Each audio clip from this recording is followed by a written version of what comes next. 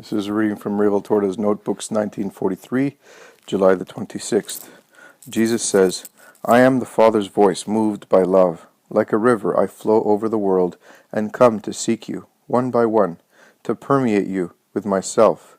Like a tireless shepherd, I run after my little sheep, calling them with a loving voice, and when I succeed in gathering many of them together, I forget every labor in the joy of having you around me. I use all the arts of love to attract you to my saving love, nor would I find it hard, I repeat, to offer the passion again, and even more bitter in its torture, if that were of use to gather all of you into my sheepfold. But outside of its seduction hisses, and many of my children go out to follow it, too many. I will never stop saying that this is my sorrow.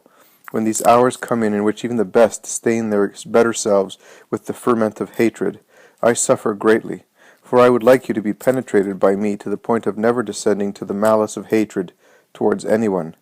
Hatred is your ruin, and you make it your doctrine, poor children who are no longer familiar with the sweet herbs of forgiveness. Whoever loves and forgives much will be forgiven much. Much, even all, if your forgiveness is absolute. Don't you think you need God's forgiveness?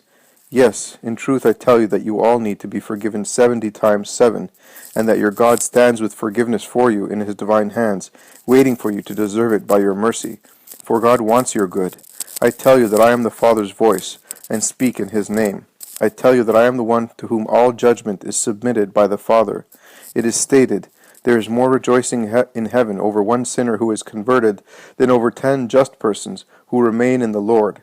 But I tell you that there will be threefold, tenfold rejoicing in heaven over one of my children who is able to forgive, as I was able, and that such forgiveness brings God's blessing upon the earth.